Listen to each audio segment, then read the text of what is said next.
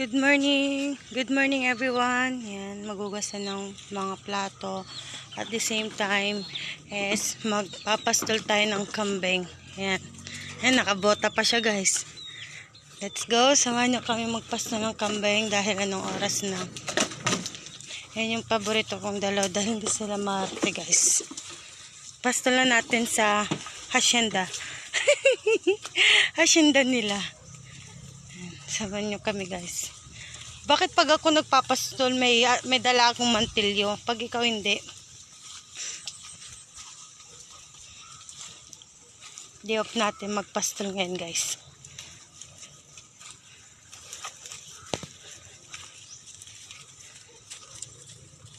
Saan niyo papastol sa kabila?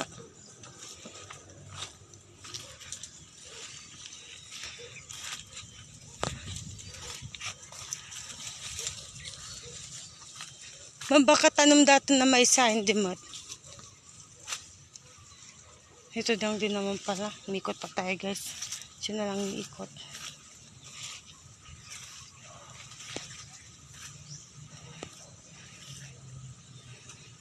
Bari.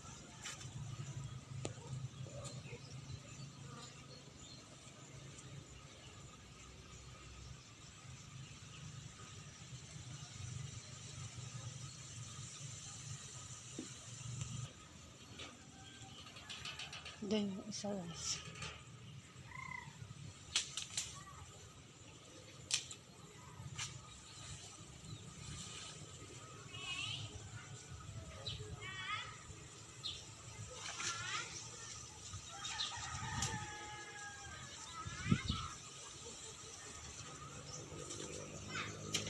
Ito na isang kambing guys. Kumakain na siya.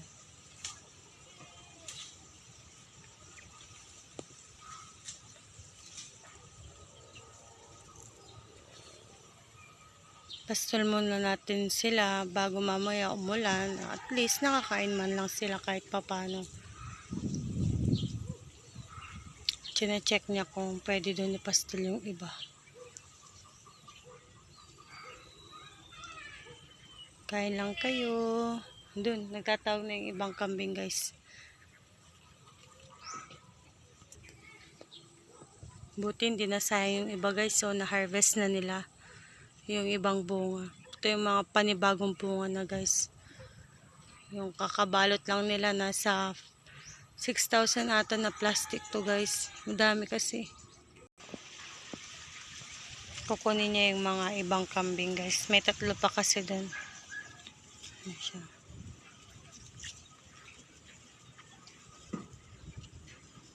Alas 9 na din kasi guys oh. Kailangan na talaga nilang ipastol. Kukunin niya dun sa may kulungan. Dun siya.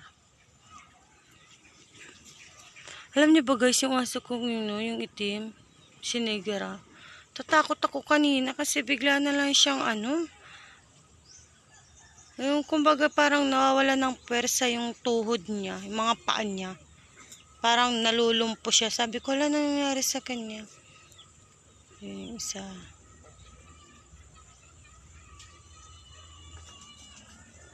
Nalagay niya dun sa kabilang bakod.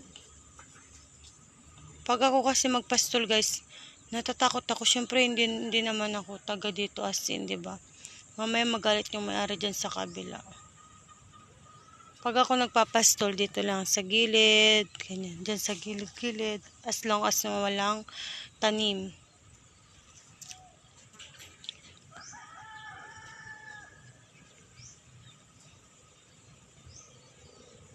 Sabi ko, ipastol niya muna para at least kahit papano gusto niyang humiga.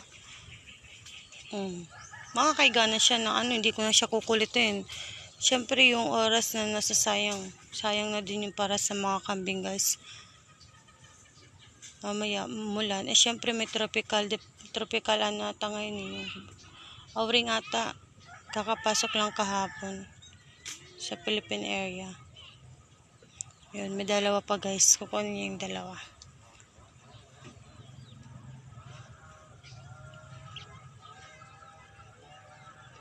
Tingnan nyo dito sa may silong ng bayabas guys. So, halos wala nang masyadong damo na as in yung nung time kasi na hindi pa namin pinagpapastulan dyan, sobrang, damo niyan.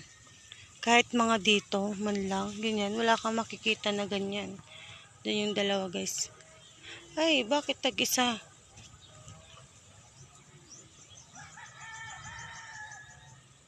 May isa pa.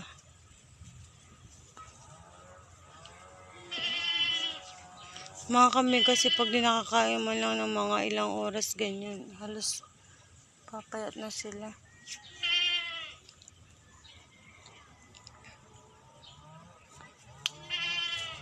Wait lang. Tingnan nga natin sila, guys. Ayun, oh, kumakain na, guys, yung isa. Parang dyan yung isa. Sana hindi sila magalit.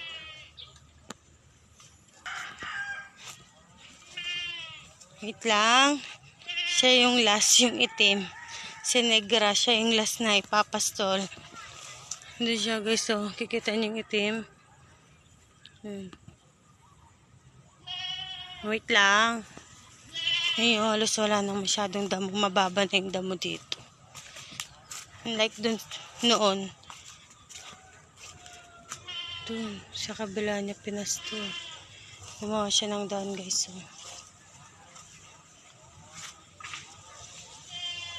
May malaki ano. Ito yung isa. Kita niyo yung isa. Yung ulo niyo. Yan yung last, guys. Yan yung maarte sa kanilang 5, guys. Kung alam, siguro dala na din ng buntis siya. Parang sa tao din. Siguro nasa first trimester siya. Ayan. Tapos mamaya ko nalilinisan yung kulungan nila. Maya unti. Nakabuta si Master, oh. Yung petso.